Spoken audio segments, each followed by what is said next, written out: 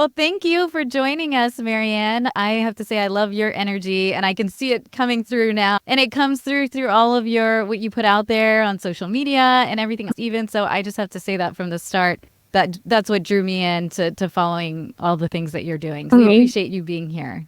Well, thank you so much. Yeah, and I've been loving your content too. I love all of the overlap. I think our audiences definitely have some overlap and can benefit from each other. I'm excited to be here. We're big fans, and I love that you're just like put yourself out there, like you're dancing around, but it's great. I think the hardest part for me is to be authentic, to show up as who you want to be, not who you think you should be. And I think that's how you get real followers, is kind of that their authentic self, which we can clearly see is you. Yes. Well, thank you so much. Yeah, it definitely takes a little courage for sure. So you're an empath coach, healer, life coach, and people pleaser coach. How does that start? Where did this come from? Where did this evolve? I guess tell us, how did you get started with all that? Yeah, so I really identify as an empath and a helper, healer, people pleaser. Like that's totally who I am. And I kind of realized that all of those populations have some overlap there, where they oftentimes find themselves experiencing the compassion fatigue, the burnout, the struggling to find themselves in those balanced reciprocal relationships that we're all seeking, because there's just so much output and it can be a struggle to find that input. And so that was my own personal struggle, was me just working through all of that. And then I thought, you know what, like that's who I want to help and to serve, is that population. So that's really how I fell into it, was just me realizing my own burnout and trying to work through that myself. Was this something early on, a gift you knew you had from when you were a child, or what was this?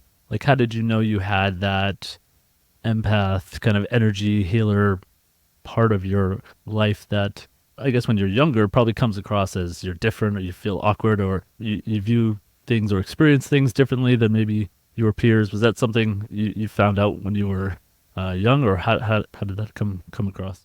Yeah, it was kind of an interesting experience, because I think for a lot of people, then they do recognize it early on. But for me, I really didn't know what was happening. Like I thought, well, I am just super emotional. My emotions are all over the place. I didn't even realize how much I was picking up on other people's energies until my adult life, like probably in my late 30s. Then I was like, oh, this is a thing. There's nothing wrong with me. I'm just really sensitive to other people's energies and emotions. And it just explained so much.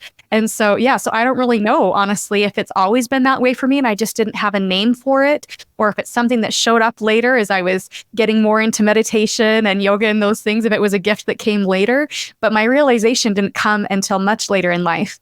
And so, so it's been kind of a wild ride there. Did you have a career in something else prior to this? Yeah. So I worked as a reflexologist for a while and as an energy practitioner. And so I'm still in those giving realms, right? Where I'm serving a lot and helping and healing other people. And so it was really interesting to just see, this is my new path. You know, as I was doing the energy healing, I had that realization that really healing can be as quick as a thought. And so if I can just help people with their thought work, it's amazing to see how quickly that energy can shift just by simply changing one thought. That is so true. Yeah, definitely. Were you doing specific modalities like Reiki or anything like that? Or was it more of that coaching, energetic healing? You know, I kind of just melded together all of the things that I had kind of just studied over the years. And so as I said, it really started with the reflexology. And I realized I was picking up on things as I was doing sessions that was outside of the physical sensations that I was feeling in their feet and on their little receptor sites there. And so, so it was really just kind of an evolution there. I had a life-changing experience when we were in California, and Catherine took me to this empath healer in Temecula, California, and I was like, oh, here we go. You know, what is this going to be about? Yeah. And why are you doing this? And how much is this going to cost? He did say that. And it really was life-changing. It really changed my outlook and perspective on the universe, myself, energy. The whole experience was just like, wow, blown away. And we had a chance to have Kara on our podcast as well. And she really shared a lot about her process, and it was so fascinating. And she felt, that she felt weird and awkward and different and struggled with how to use that energy. And it was, like you said, very exhausting for her, because it was constantly somebody would come into the room, or she'd see somebody at the grocery store, she'd get their energy and almost felt obligated to have to share with them what she felt or what she was receiving, or And then she eventually had to practice Mhm. turning it off and showing up herself versus that healer. And it was a real struggle for her. So I definitely can see the need for your position, what you're doing, and that services you offer. Oh, for sure. Yeah. Which leads into that people pleasing energy, right? Where when I'm feeling things that other people are experiencing and I just want to fix it. Right. Okay, now I feel this duty and obligation to jump in and help out. And so, yeah, I can totally relate to that of having to set my own energetic boundaries and learning how to know when it is my job to step in and help somebody and when that would instead be more enabling rather than helping because maybe they need to learn through this and need to learn how to overcome this on their own. So, yeah, that was definitely a huge catalyst for me as well. Yeah. Yeah. And I identify, like I shared with you, as a recovering people pleaser. It's a work in progress. But I think that's it, of feeling the energy of what's going on around you and wanting to make it right and wanting to fix it and wanting to just everything just to, settle and be calm. But you have to kind of be in acceptance of what's happening. And like you said, find the balance of whether it's something you should be helping with or just letting them figure it out on their own because it's their learning process. But it's hard if you're sensitive to what people are feeling. I think we all kind of feel that energy, right? We walk into the room. There's definitely an energy in the room where you meet somebody, right? Like we can tell immediately just through the computer, you have a sparkling energy. I don't know. Thank you. Like, it's just like it goes through the computer. It's really it does. It's fascinating. It's amazing. Or you do, yeah. I don't know. We do maybe like, oh, these guys. What does that look like for you? Do you see colors or do you feel something? Is it different with different people? Yeah, I guess what's your experience with that? Yeah, it is very different with different people. And it's interesting, when I did first start meditating, then it became more of a visual experience for me where I would see colors. I could see the chakras and I could see the aura and where there might be, something in their energy field that was impacting them. And so I could ask and inquire about that. And now it's kind of just more subtle impressions where I might just get a feel for things. And as you said, a lot of people really are sensitive to this. And it's all to varying degrees, right? It's on a scale. And so it might be that we're just more sensitive to people's micro expressions, or we can just feel when we walk into a room if somebody's just had a fight or if something's going on in there. And so we all do have the sensitivity and everybody can develop it. And I find that it really does just take that practice of tuning in and saying, okay, so like what's coming up for me? But so much of it is also learning how to manage and navigate your own emotions. Because when have everybody else's energy around us, what I didn't realize in the beginning was I wanted to help everybody else because I felt uncomfortable with them having their feeling and them having their experience. But it was really about my own discomfort. And so, as we step out into the world and are wanting to help other people, it's a good and it's a beautiful thing. But I realized that, I might actually really be enabling a lot of people because I'm over owning it, but it's because of my own discomfort rather than about what is actually best for them.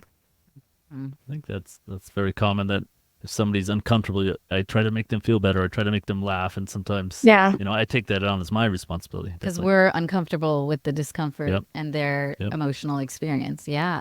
So if we're experiencing that and wanting to fix it and wanting it, how does it relate to the people pleasing? And how do you differentiate when to support and help versus, I'm just doing this for myself, for my own discomfort, to fix it, to people please. I don't want them not to like me. I want them to feel better. I want them, to fix.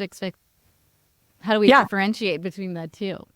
Oh, and it's exhausting to do that in the beginning, isn't it? Yeah. Yeah. Constantly checking in with yourself. Okay, what are my motives right now and what's coming up for me?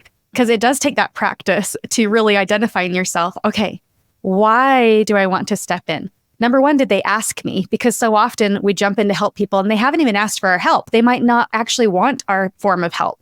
They might just want a listening ear. They might just want a little bit of encouragement that they can actually do the thing. But we feel this duty and obligation that, no, but I must step in. And so checking in with yourself that, okay, but what is actually needed? Have they made a request? What would be the best form of help right now? And am I jumping in because I feel uncomfortable, or am I approaching it through that love, like really identifying what's the difference between showing up in love and what's the difference between that and showing up through that lens of people pleasing. And so when we're showing up through that love, we know internally that I'm just doing this out of the kindness of my heart because I just genuinely love them and I want what's best for them. And that's a very different motive than the people pleasing, where it's like, I just have to manage everybody's emotions so that I feel a little bit better. And maybe I'll also get a little bit of external validation that, oh, hey, you're so wonderful and you did such a great job and I so appreciate you. So really checking in with yourself on your motives can be one big way to figure out, okay, am I showing up in people pleasing or am I showing up in genuine love and concern for those around me? But it can be tricky to tell the difference in the beginning. Yeah, I love that of checking in on your motivation. And do you think that there's some deeper work that needs to go there as well? Some deeper stuff we got to get to before it even becomes aware of our motives? Oh, absolutely. I mean, so much of this might even go back to childhood, right? Where we have been taught that it's my job to make sure that nobody gets upset because I don't like what happens when mom gets upset or dad gets upset. And so it goes back into that really early childhood where we have now identified that it is our job to manage everybody else's emotions, even adults that should be able to manage and navigate their own emotions. Now we as a child have taken that on. But when we're jumping ahead to trying to manage everybody else's emotions, we're neglecting learning how to manage our own. And that's just a huge piece of people pleasing, is just learning how to manage and navigate your own emotions, how to calm your own nervous system so that you can show up in that more clean place of, okay, now I know that I am calm. And now that helps me to see things a little bit more clearly, right? When we're acting emotionally, when we're showing up through people through that emotional reactivity, it kind of clouds our lenses a little bit. We might not actually be seeing things very clearly. But when we're able to calm our own selves and make sure that we are in a calm and clear place, then we can show up and that will translate a lot more smoothly into those relationships and make them a lot healthier. It was about that self-regulation piece in our work with kids with autism and working with the parents. You have to be in a good space before you can help anybody or teach anybody. So it sounds like it's all kind of that underlying self-care, showing up with that regulated kind of, not in that reactivity, fight or flight mindset. Because takes a lot. It takes a lot of work from myself. We almost have to reparent ourselves too. I love that term, reparenting yourself, of kind of going back to doing that inner child work, seeing where those wounds or those things might have come up, why you might be reacting in those ways, why your nervous system is getting so dysregulated. So doing that work. But what about, I just listened to a podcast with your kids talking about, their recommendations, which was awesome. And they're amazing. You should listen to it. I mean, everybody should listen to something. I'm not targeting you, Brian. Kids are giving their recommendations on how she should parent? To parent your child to not be a people pleaser. And I feel like one of the things I always say to our kids is like, you're not responsible for other people's emotions. Yeah. And one of our, both of them kind of go back and forth. And sometimes, when the other one's upset, they're kind of, I feel like they're trying to navigate our, or trying to make us feel better. Like, I love you, mommy. And it's like, it's okay. I'm all right. I'm going to work through it. You're not responsible for my emotions. Yeah. Do you have any tips for us as parents or anyone out there on how do you teach your children to not become a people pleaser? How do you guide them on that process? Right? Allowing your children to see that, oh, guess what? I have to call and tell them that I can't do the thing that they wanted me to do, and they're going to be a little bit disappointed, and it's going to be okay. Sharing those experiences with your kids where they're able to see that, oh, wow, like, okay, now I can see how to say no. I can see that it's okay if somebody's upset, that not everything is on your shoulders, that it's okay to, when someone else is feeling disappointed in our no, and also to model what does it look like when, mom or dad is upset. It can be really easy to slide into that teaching our kids to people please, right? Where it's like, well, you need to do this to make mommy happy. It's like, oh, just be aware of that, hey, it'd be great to help out, or I'm feeling a little bit low today, kind of modeling what it looks like for you. So if you are having a rough day, talking with your kid about it, be like, hey, you know what, mom's having a rough day and it's going to be okay. But I know when I'm having a hard time, these are some things that I do that help me to feel better. What do you do for yourself when you're having a hard time? What helps you to feel better? Just to help your child to think through, okay, yeah, I can manage and navigate my own emotions, and it's not my job to fix it if mom and dad are upset. It's a huge lesson. It comes up in little subtle ways, but what a gift to give your child to let them know that I can learn how to manage my own emotions. And that also empowers them that, oh, that means that I can also learn how to manage and navigate my emotions, right? Yeah. And you're sharing your internal process, your dialogue externally, so they can learn from that, not just leave me alone, or I need space. But the why, Yeah. a lot of the work we do, sharing the why, not just the why. It's very similar where this is what's going on. This is why what's going on. These are the steps I'm taking to navigate this. And I think that's modeling. They're learning from you doing that Yeah. process and sharing it with them, not just Yeah. leave me alone. Yeah, Wow. yeah, exactly. And even just giving names to your emotions. Yeah. Most people, they know 3 emotions. They know sad, mad, and glad. But when you can actually tell your kids, okay, well, right now I'm feeling a little bit insecure or a little bit anxious, or I'm feeling excited. And sometimes excitement really feels a lot like anxiety. Yeah. But helping them to identify the difference between those two. And sometimes you're experiencing all of those emotions at the same time. But giving kids the vocabulary and talking with them about, okay, what does that feel like in your body? What purpose does it serve? What do I do when I'm experiencing those emotions? It's such a gift. Yes. Yeah. I loved that. This sounds like something I would do at the dinner table. You mentioned having a book of emotions or something, the dictionary, and you'd go through and pick one and talk about it. And I'm always, Brian jokes, I'm always teaching some kind of lesson at the dinner table, but it's like that. It's conversational. It's not like, it's not like a lecture, but it's like, hey, let's look in this book. And, so what is that book? Because I want to get it. Yeah.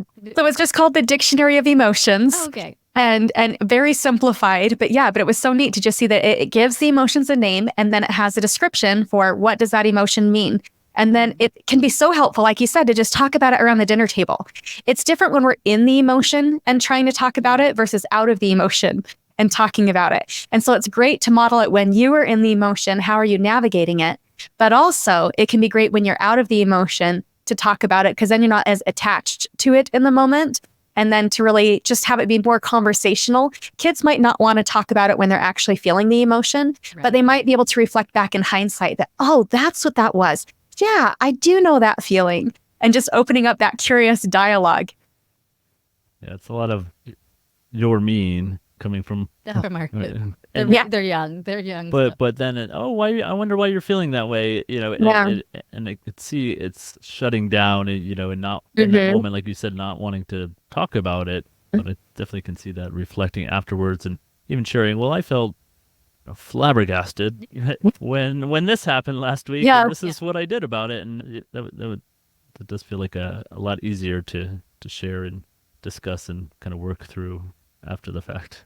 Yeah. Yeah. Well, and just having that, like you said, that compassionate curiosity as to, oh, you're feeling like I'm being mean right now. Like what's going on for you? Like, how come you're feeling this way? And what does that feel like for you? And just having that compassionate curiosity just to help the kids to start to think about it, that, oh, isn't that interesting that, well, yeah, my parents just said it's time to brush teeth. And I'm thinking that they're being mean, but really I'm just disappointed because I really wanted to keep playing my game. So really helping them to think through what's the actual emotion there and stepping out of that sad, mad, glad. Yeah. And I think that after, when we reflect, that is helpful. But I think having that vocabulary, having that just more extensive, like flabbergasted, like you said, Yeah. I think they'd have fun with that. But it's so hard even for adults. So I think for me personally, I probably have to draw back my expectations. They're young. They're figuring out what all these things mean in their body and their hormones and all that. So it is very complicated, and especially males from my father's generation or past, you didn't talk about emotions. You didn't even share about it, right? It was you weren't something allowed to you buried it, and kind of now it's a whole and especially for the men, right? We're told man up, suck it up. Boys don't cry. Right. There's a lot of stigma to break through there. And so how empowering for you as a father to be invested in teaching that emotional intelligence.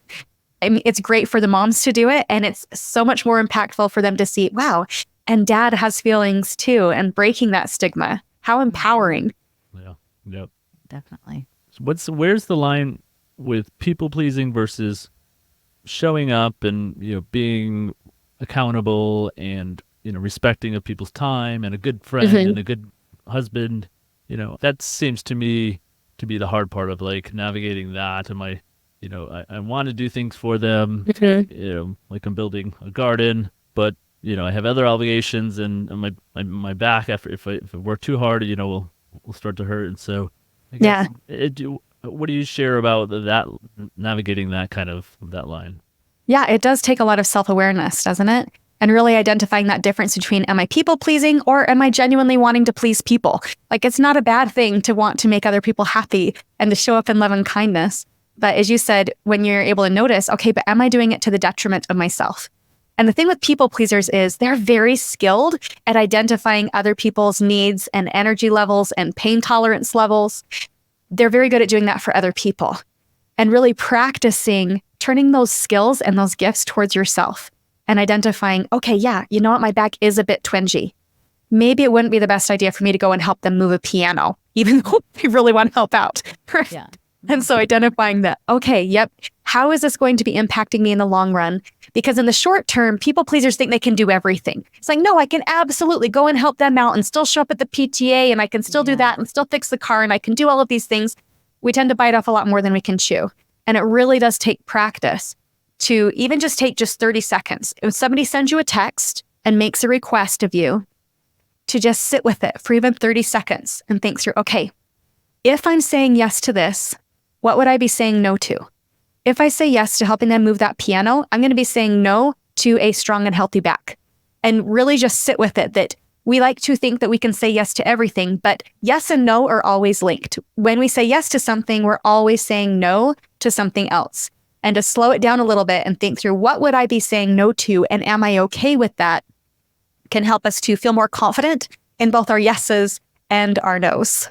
I think I love get that. so much of my value from that. Yeah. My self-worth has been from, overworking, right? And I get to avoid my negative thoughts or my anxiety producing thoughts that now that I'm getting older in age, my body can't keep up anymore. And so I'm finding that I need to slow down, and then I'm getting caught in this mind anxiety. And so practicing the mindfulness, meditations, yoga and stuff has been kind of taken a more of a priority, which I think has made this transition a bit easier, doing some ACT work, as Catherine does a lot of the Reiki and stuff. So it's a growing process for me, for sure. Definitely learning in this new stage of my life.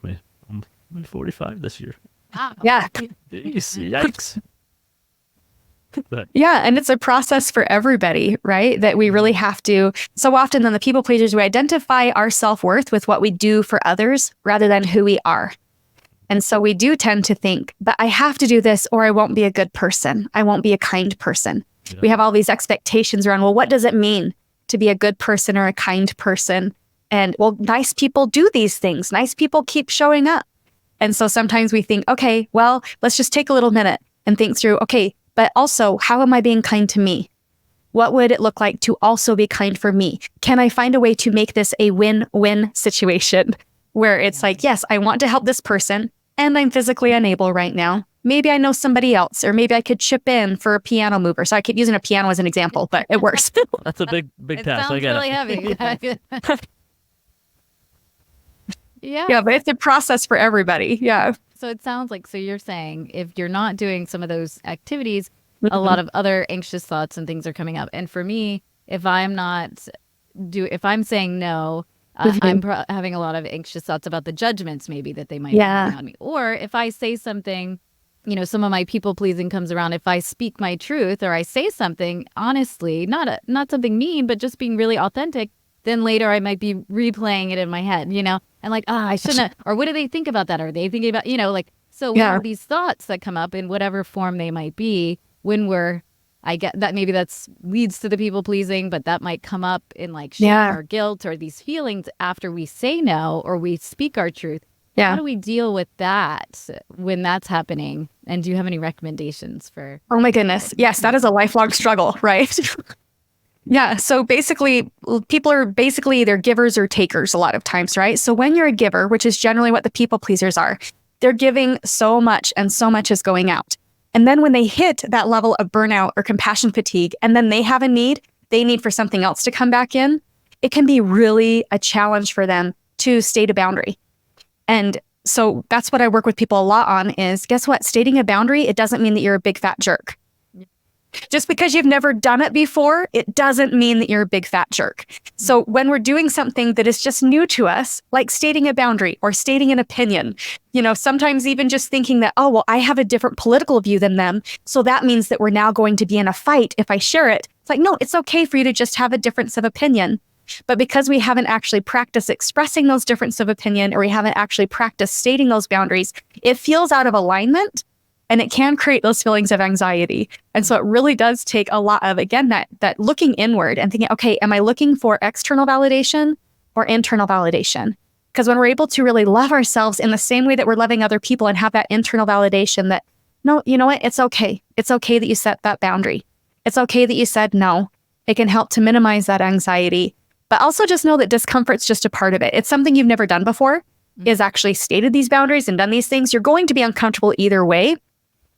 But stating a boundary and leaning into that form of discomfort is going to actually help you in the long run, right? You're in the short term, you're a little bit uncomfortable, but in the long term, you have more peace.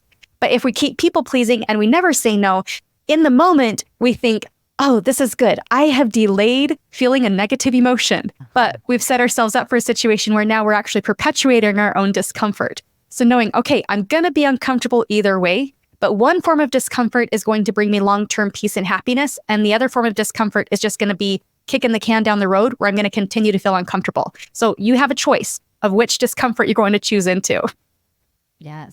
Getting comfortable being uncomfortable, right? That's Yeah. a practice for sure. And Yes, for sure. the negative emotion or thought only lasts less than 90 seconds or something I heard recently. Yeah.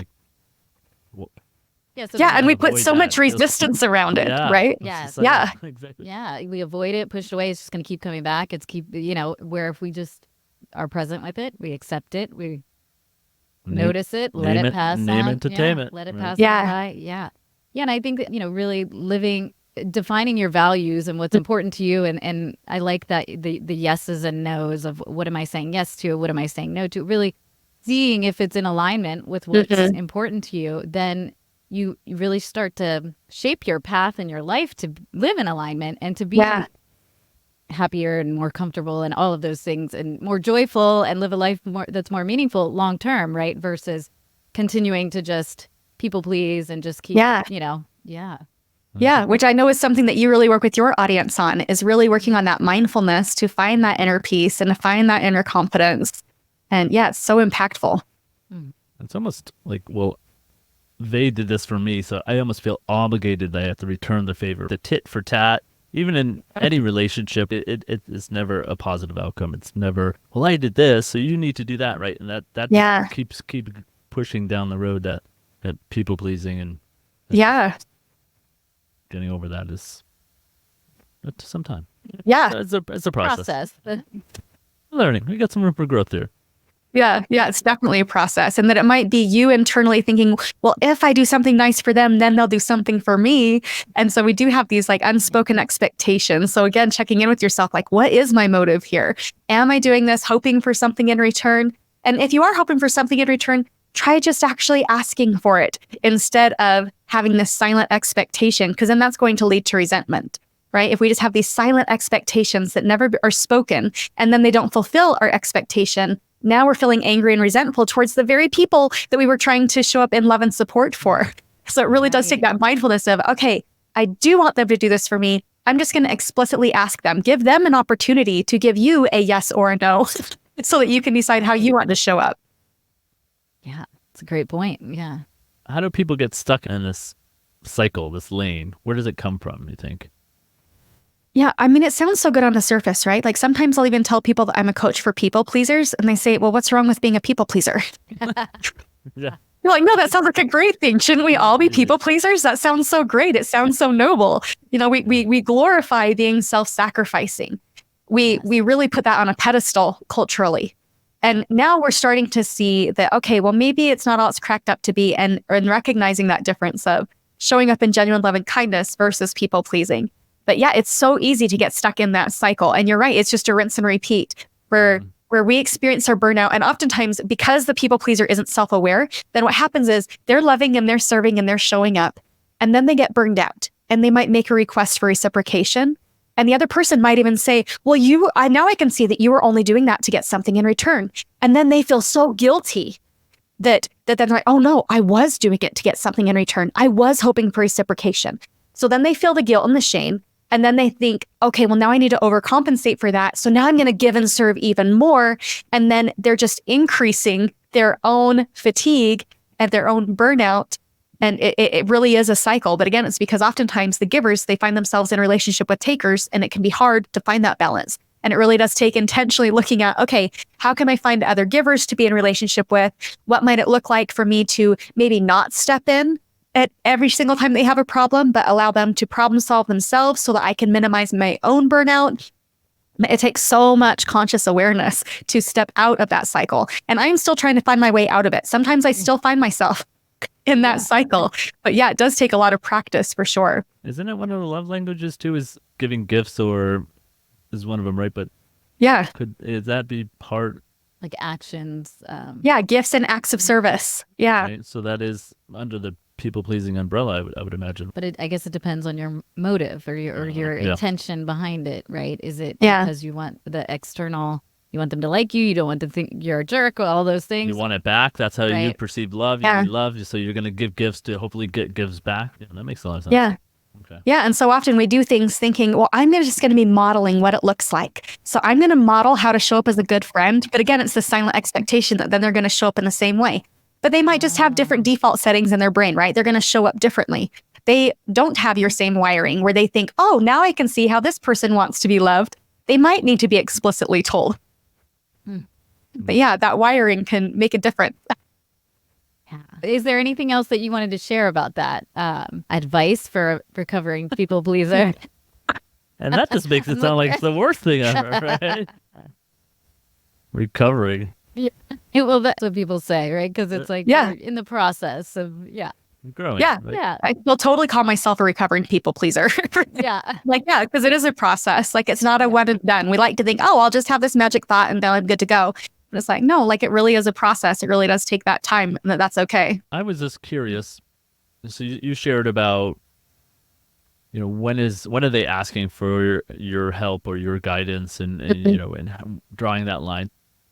I'm very fascinated. Do you see things come to you like somebody has cancer? Is that something you could see, or there's something that you notice, and then how could you possibly not be like, hey man, you should probably go get checked out? That's just something that's so fascinating and curious to me. Like, I don't know if you do or not, but or maybe it's you see premonitions. You see like into the future of like something bad's gonna happen if you do something, or they're gonna get in a car accident, and then you become changing history in the future and kind of God or whatever. Right? Yeah. Am I getting crazy here? But no. I guess that's a very long-winded. Just wondering where you're going. Do you see these things in people? Right? Because I'm like sitting here thinking, she's seeing something in me, and right? I'm always worried, like, and would they tell me? And I hope they would. Yes. Like, sorry, I'm That's being. funny. No, I get it. It's a curiosity thing, right? Yeah. So for me, I see things in the very present moment, so I can see what's currently going on for them. I don't usually see things that are happening in the future tense.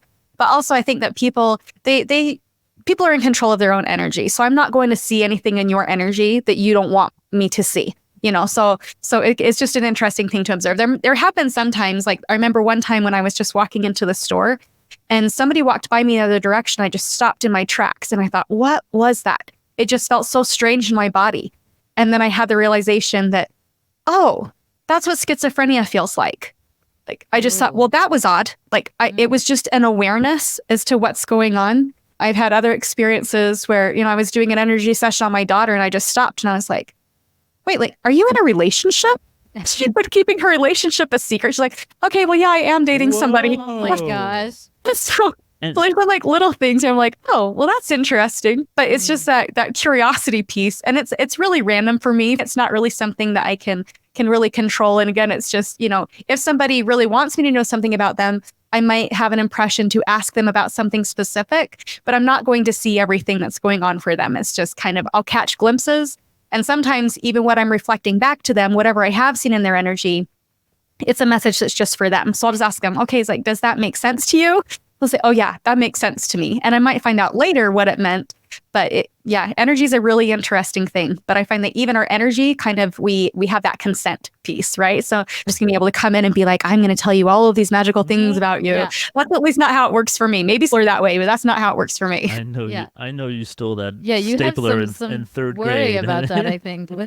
It's almost like I'm showing up and you're naked, right? And she could Oh. see everything about you and know things that maybe you don't even know about yourself, and I would want to know. So it's not like I'm. It's just a vulnerability that I guess if you don't know, you don't know. But if you do know and believe that, all right, they're seeing things that I'm not seeing about myself. I would love to know that. Yeah, but I'm not like you think I'm like hiding stuff or something. What? He's like, do you know all my darkest secrets? But like, how did you connect that feeling you experienced at the store with schizophrenia and making that connection? Yeah. I don't know, to be honest, but I find that for me, it's really like an ask and receive. So for me, I just really started asking questions. I got really curious about it. So, as I was snuggling with my husband, I would just kind of in my mind ask the question, what color is his energy? And I would just get curious about it. And then I might ask a follow-up question is, okay, what does that mean? I can see that there's like, a brown energy over here. What does it mean? But just really asking the question, letting go of ego and just receiving, because ego wants to tell you what it all means, but that's not going to get you where you want to go. So for me, this is just a random tangent, but for me, that's where I really have relied a lot on muscle testing because muscle testing helps me to let go of my ego and I can just use my fingers and test through my yeses and nos so I can gain some clarity there. But then I'm able to just allow myself to just get information without my ego stepping in, which is a huge challenge to just leave ego out of it. I've been starting to practice a little bit of that, of asking more questions that way of like, what is it I need to know right now? Like taking the ego out of it, like you said. And like asking yourself out loud? Yeah, it's just kind of like, what is asking the universe? Yeah, either my higher self, the universe, God, the source, whatever it is. And I've been finding that, you get an answer. And it's very interesting how that works. And that was in the Reiki training I did too. They were kind of talking about that and also journaling in that way. Yeah. Like, what is the message? What is the message I need today? Or what is my higher self telling me? And then just letting it flow and then seeing what kind of messages you have there. So I think that's a really interesting. Does it come to you in like a physical sign on earth or thought or through your writing? Kind of like a thought or a feeling. A sensation probably. Yeah, and when I was doing the Reiki training, it was like mantras that were coming through because it was like, well, what am I needing to hear right now? And it was like all these like I wasn't controlling the thoughts. The ego was completely gone. It was just coming, kind of like a thought, I guess, a message. Yeah, and that's how it started for me too, is when I started studying Reiki, then that really started to open up. Reiki and meditation were huge for me when it came to developing those gifts, because I do think all of us are capable of developing it. I learned that when I was read, she had told me that I had a very strong sense in the Pleiadians, the universe, and the energy. She saw a lot of them in me, which was really fascinating. I don't know if you've heard of the Pleiadian universe. There's a specific frequency that I guess they channel through. Fascinating. Yeah. But she gave me a couple books and she said it's a practice. It's a muscle. You have to work it, and there's things that you can do to develop it. And I always said I feel like I'm very socially aware of people, and I could really tell pretty quickly, like within 10 seconds, if I'm gonna like them, they're a good person, or their energy, or like have premonitions or like feelings or very. And it's just being more sensitive or aware when it happens to realize or make the connections. So I need to explore that more. Following that intuition. Something that was helpful for me is I actually have two different journals. So I have my one journal where I write my actual real life in, and then I have another one where I write my energetic impressions. So then I kind of help to distinguish the two, but then it also gives me an opportunity to, show universe, okay, I'm listening. These are the things that I'm hearing. And then I can put dates on those and then see, okay, how is this showing up for me? When you get those impressions, okay, what was the result of following that impression? Or what was coming up for me there? So that's been very helpful for me to just kind of keep those things a little bit separate so that I can be a little bit more intentional, focusing in on that. I love that. Yeah, and practicing that awareness and practicing tuning in, right? And I think we both started to make a shift when we moved here, tuning into the universal messages that were coming to us, because we were living in California, 10 years there, doing great in our careers, living the California lifestyle, loving it. We had friends there, but something was off for us, and something felt kind of like it needed a shift, right? But I was asking, like, send me a sign, because we were like, should we move to Virginia to be closer to family? Should we? And asking for those signs and being aware of, and open to them. I think they just kept coming at us, coming, and I like kept trying to argue against it, but it's like, then a letter shows up in our mailbox saying we want to buy your house, and then I think coming here really allowed for us to open up to that. At least I feel open up to the messages and living more in alignment with what's meant for us, or what makes a more meaningful and joyful life, right? But it's that practice, because it's an ebb and flow too, of remaining open. And is it like coincidental, or is it like everything has a purpose? There's no coincidence, right? There's things intentional, and if you ask for them, it was the Mel Robbins, remember that podcast? And they were like, if you ask for something and have intention and have the energy that it's already happened, you'll see a lot more work being done intentionally. Like I want waiting. Her example was like waiting in line for the grocery store and saying to yourself, this other lane's going to open up, and and then it opens up, right? And so you're putting that energy into the universe to create your own, not reality, but your own attention. And I know you manifesting that, and you talk about a lot of that in your social media. I love the dirt in the cup, and you keep filling it up, and that was a great analogy. Well, and surrendering that there might be something even greater than we could imagine. I don't think we even realize how many limits we put on ourselves. I'm currently re-listening to a book by Maryann Williamson, and something that she said in there that totally goes along with this. She was talking with somebody, and they said, yes, I'm saying it 50 times every night. I'm writing it in my journal that I'm going to get a job on this TV show. And she's like, I mean, that's great and all, but you'll probably get on the TV show. And what if then what the universe really has in store for you is a huge movie role that's so much bigger than that? But we kind of think that we need to tell the universe how to show up for us, and okay, I want exactly these things. And we don't realize how much we're limiting ourselves, but it's opening ourselves up to the possibility that, all right, I'm looking for some abundance here, and I'm excited to see how it shows up. Like, what a different opportunity we can present for ourselves there, right? Where it's like, oh yeah, now I'm open to all of the opportunities rather than limiting myself.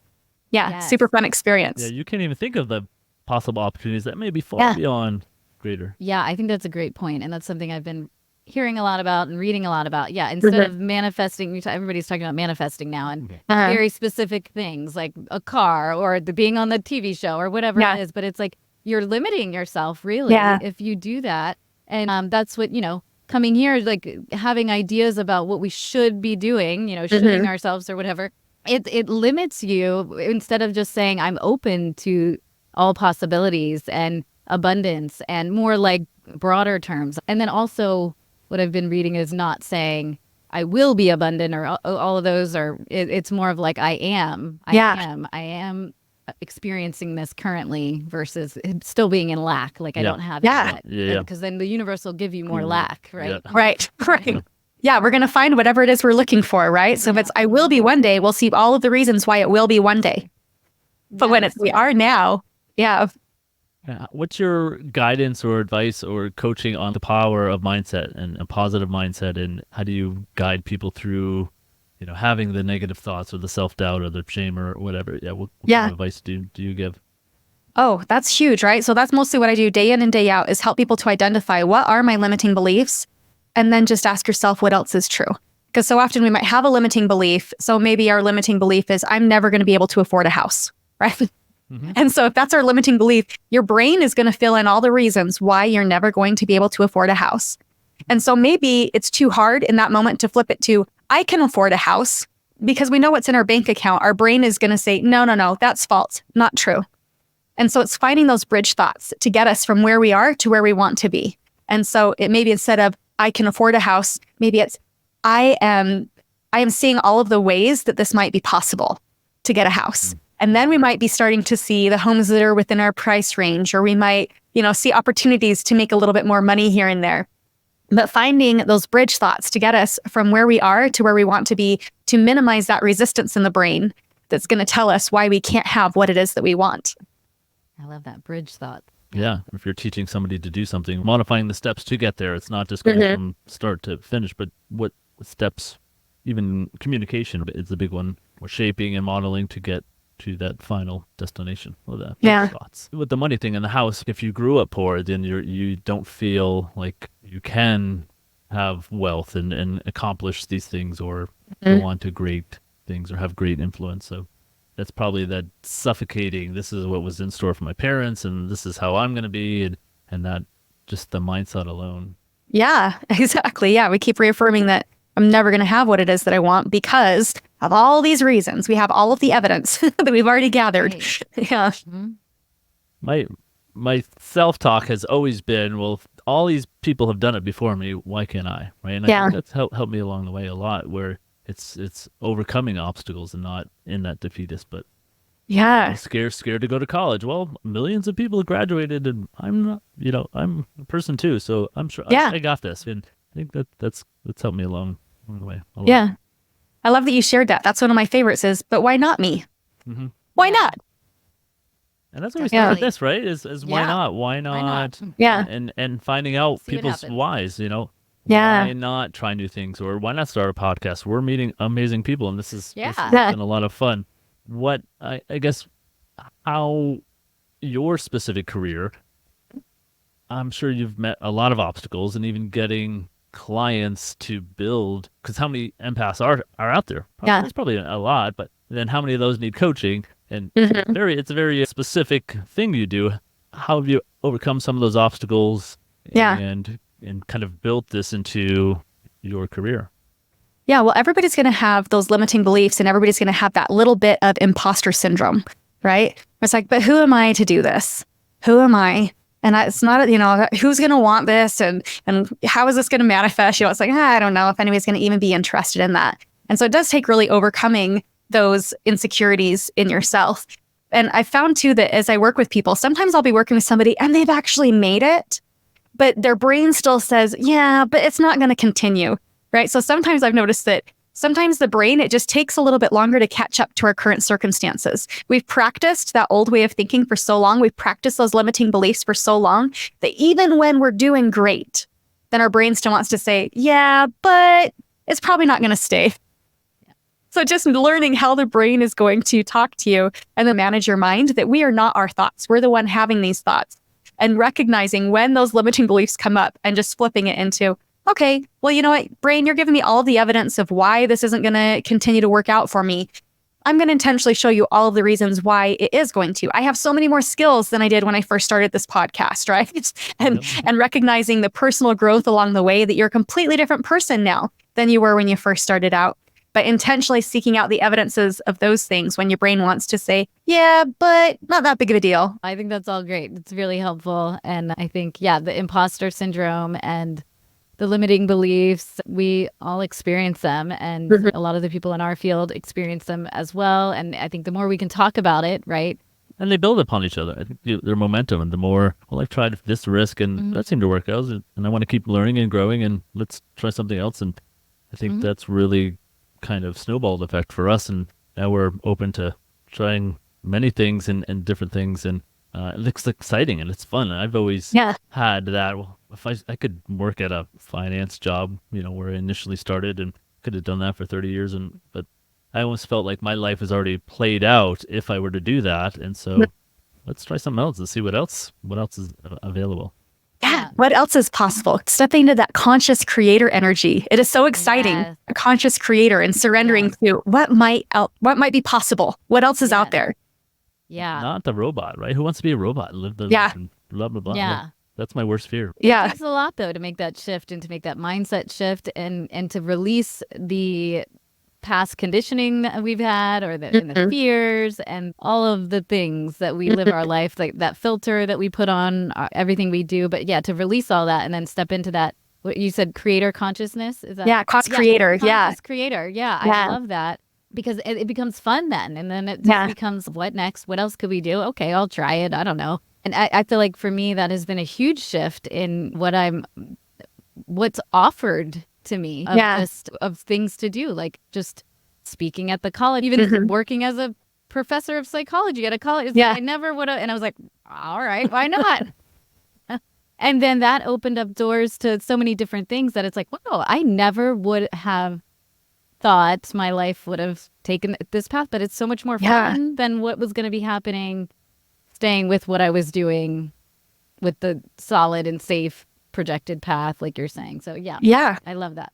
Yeah, and that you said that you were staying where it was solid and safe, right? But so knowing that, okay, it's going to be a little bit scary and it's also going to be awesome. Yeah. Who knows what could happen?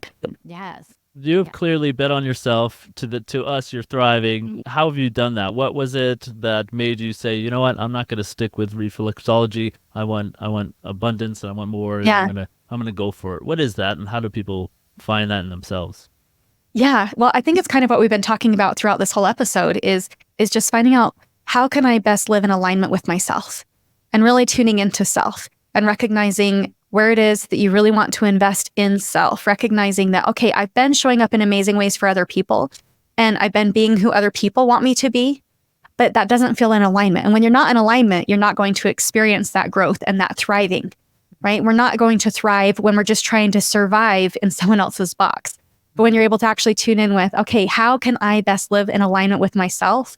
That's where you're going to thrive. That's the magic. Right? That's when you're really stepping into that conscious creator, when you're confident in self, when you're willing to lean into the discomfort of trying something new, when you're willing to open yourself up to what's possible, like that is where the thriving is. And people feel that. People feel when you are in alignment, and the universe rewards that, right? That's where that abundance energy comes in, is when you are willing to utilize the gifts that you have. You're not comparing yourself to other people. You're not saying, well, I wish I could just change this about myself.